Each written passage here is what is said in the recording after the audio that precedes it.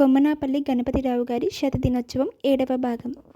మరో పెగ్గు తానే గ్లాసులో పోసి వీర్రాజు చేత తాగించి అక్కడికి చీకటికి చెవులుంటాయన్న పద్ధతిలో చుట్టూ అలుముకున్న చీకటిలోకి ఓ మారు చూసి చెప్పడం కొనసాగించాడు రాయుడు.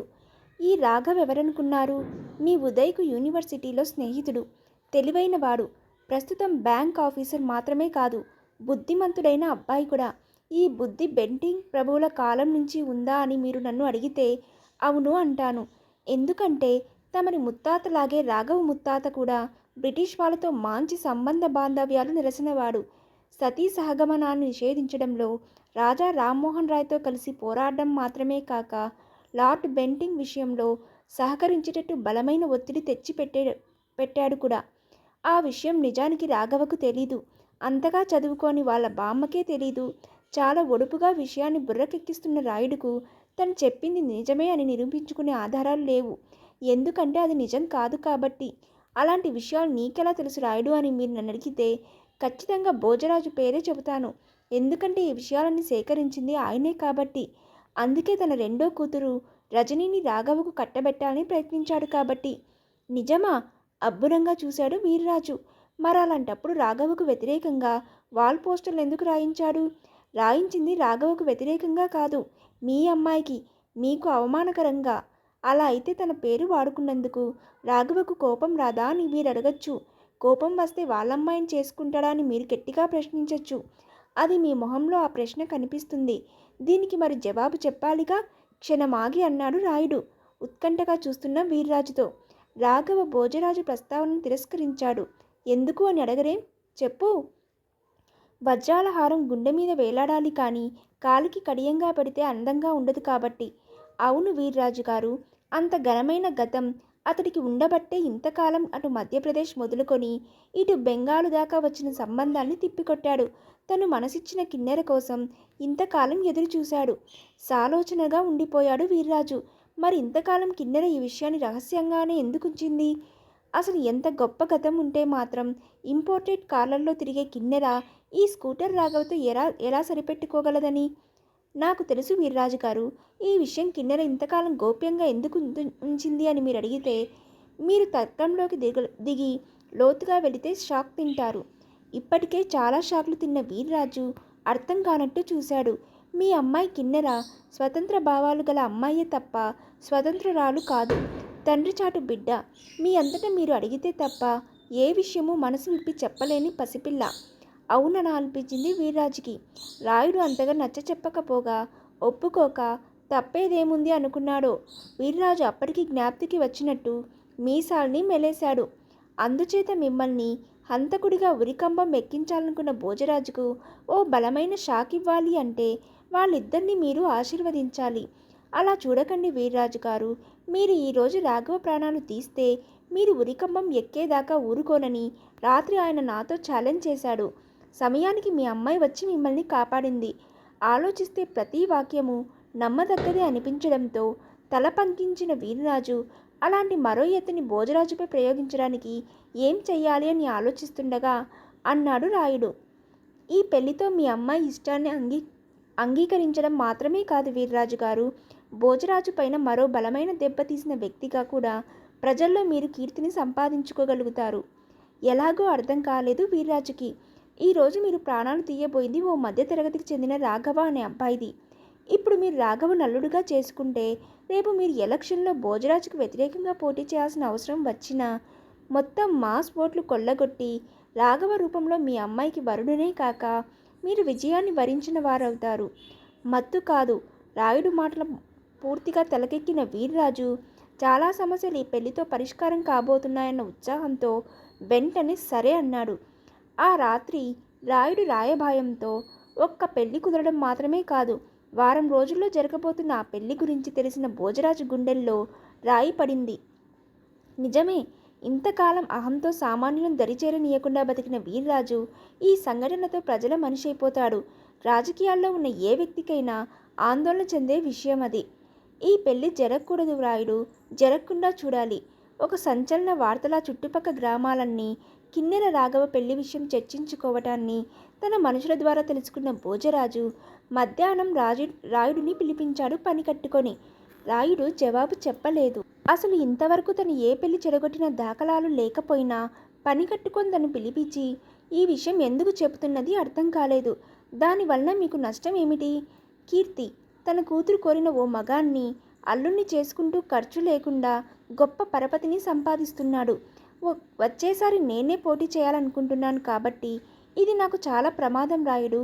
ఎంపీ భోజరాజు చాలా కరెక్ట్గానే ఊహిస్తున్నాడు. ఉన్న మార్గాలు రెండే, పెళ్లి జరగకుండా ఆపడం, లేదు నిన్నటి గొడవను ఆధారం చేసుకొని ఆగిపోయాడు భోజరాజు. అర్థమైపోయింది రాయుడికి. పెళ్ళైనా ఆపించాలి, లేదు నిన్నటి గొడవను ఆధారం చేసుకొని రాఘవను లేపేయాలి. అది చాలు. కూతుర్ని అదుపులో పెట్టలేని వీర్రాజే రాఘవను హత్య చేశాడని ప్రజల్ని నమ్మించడానికి. వీర్రాజు పోలీసుల్ని తప్పించుకోగలడేమో కానీ ఎన్నికలనే ప్రజా తీర్పులో ఓడిపోతాడు. అనుకున్నదేదైనా అక్షరాలా జరిపించగల ఇద్దరు సమర్థుల్లో ఒక్కడైన భోజరాజును చూస్తూ నుదిట పట్టిన చెమటాన్ని స్వేదాన్ని తుడుచుకున్నాడు రాయుడు. ఓ పని చేస్తే బాగుంటుంది భోజరాజు గారు. ఏమిటి?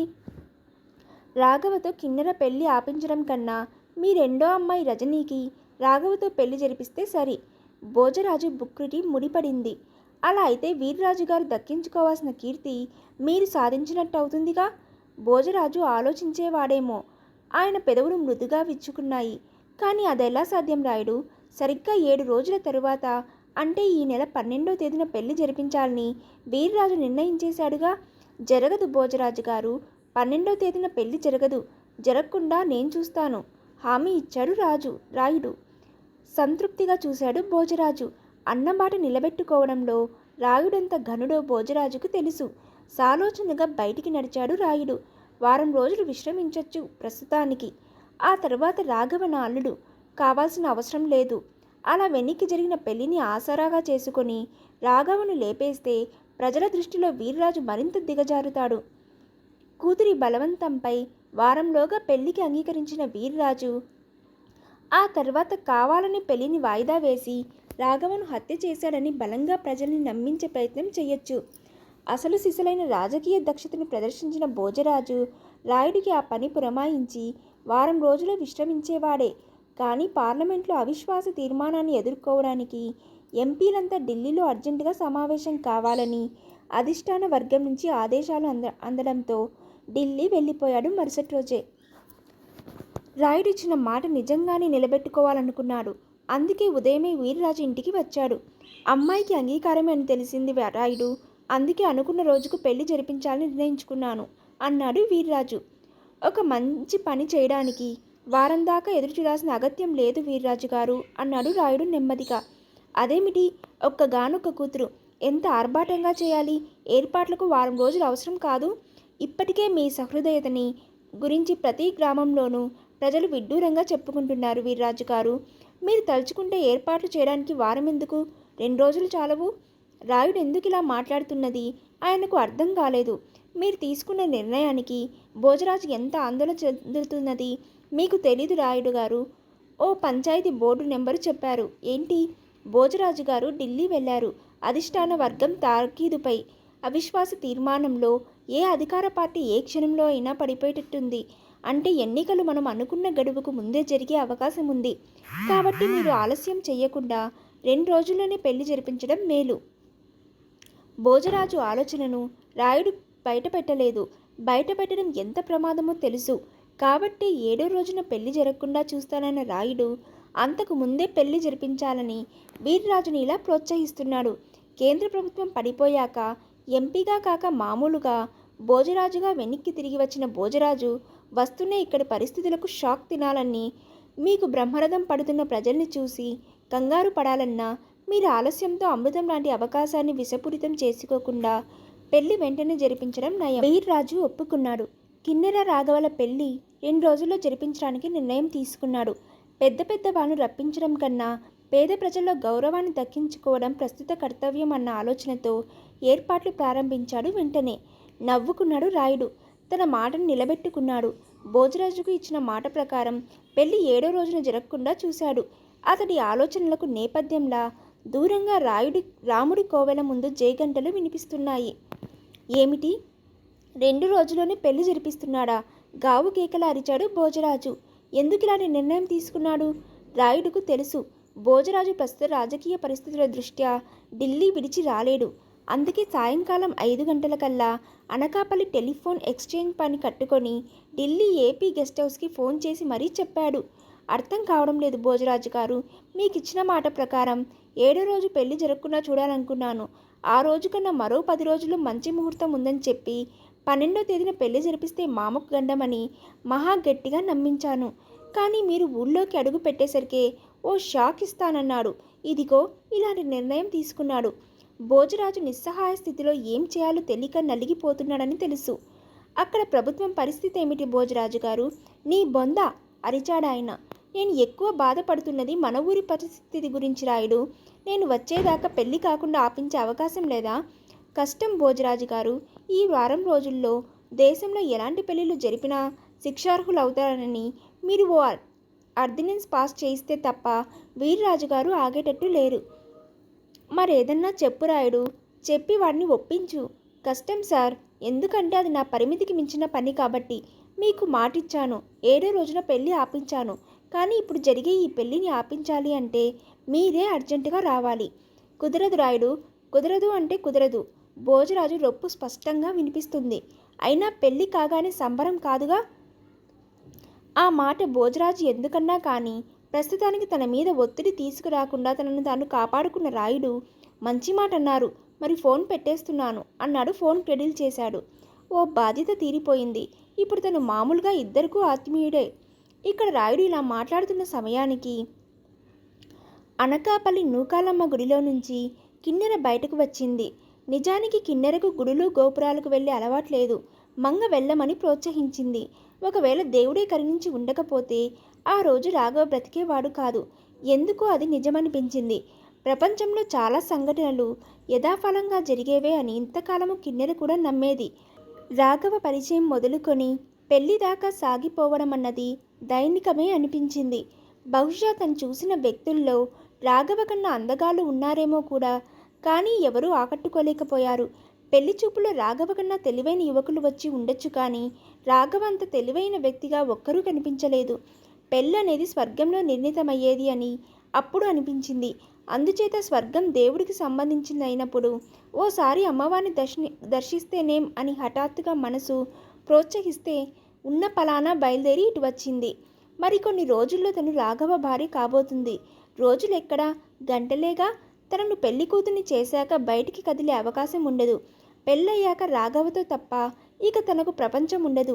అతన్ని విడిచి ఎలా ఉండగలదని ప్రబంధాల్లో కవులు వర్ణించే ఒడ్డు పొడువు, అల్లరిగా నవ్వే కళ్ళు అంతా తన సొత్తుగా మారిపోతున్నాయి కదూ.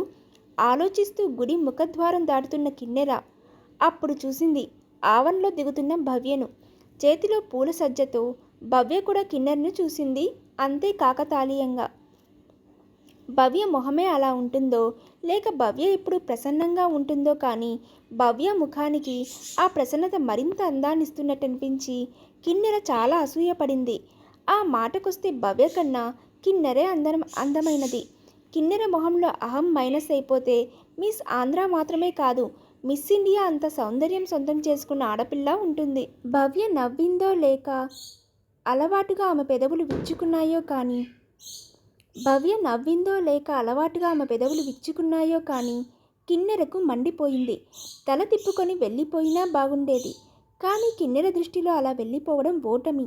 అలాంటిది చాలా సిద్ధాంతాలున్న కిన్నెర పని కట్టుకొని బరీ భవ్య ముందుకు నడిచింది. గుడికొచ్చావా? కిన్నెర గొంతులో ఎగతాళిని పట్టించుకోలేదు భవ్య. నువ్వు సినిమాకొచ్చావా? ఎక్కడి నుంచి వస్తున్నది కనిపించడం లేదు. నేనెక్కడికి వచ్చింది నీకు కనిపించాలిగా. మొన్నెప్పుడో వాల్ పోస్టర్స్ వేయించి తనను రాఘవను అవమానించిన భోజరాజు కూతురితో మాట్లాడుతున్నానన్న అహం కిన్నెరను దారుణంగా రెచ్చగొడుతుంటే అంది. మాటల్లో వాడి పెరిగింది. నేనెప్పుడూ అంతే. ఎప్పుడూ కాదులే, బహుశా పెళ్ళయ్యాక పెరిగి ఉంటుంది. పెళ్ళయ్యాక పెరిగేది అది కాదు. మరి అదా? మాట తోలింది కిన్నెర. భవ్య అహం దెబ్బతిన్నది కూడా ఇక్కడే. నీకు పెరుగుతుంది కిన్నెర, కావాలనుకుంటూనే. ఏం నువ్వు తల్లివి కావా? అవుతాను, కానీ నీ అంత తొందరగా కాదు. ముందు నేను ఇలానే అనుకునేదాన్ని. అయినా అదుపు చేసుకోలేకపోయావు. అహం తప్ప అందులో మాధుర్యం నీకేం తెలుసు? పకాలన నవ్వింది కిన్నెర. అందులో అంటే గర్భవతి కావడంలోనా? అలా మొహం పెట్టకు. పెళ్లి కోసం వెంపర్లాడుతూ గుట్టలు పుట్టలు పుట్టుకు తిరిగావుగా. భవ్య, ఏం నిజం కాదా? నేను మామూలు ఆడపిల్లను కాను.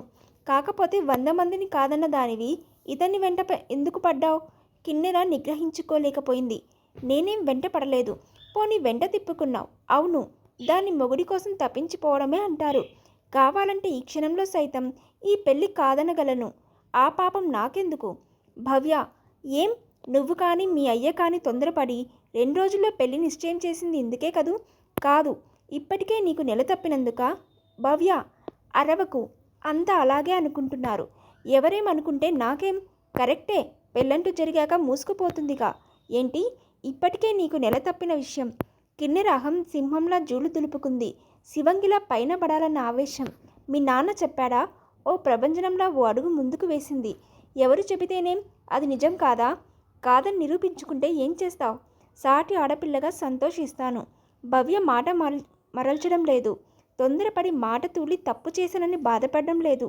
ఇంకా తన ఆలోచనల్ని సమర్థించుకుంటుంది.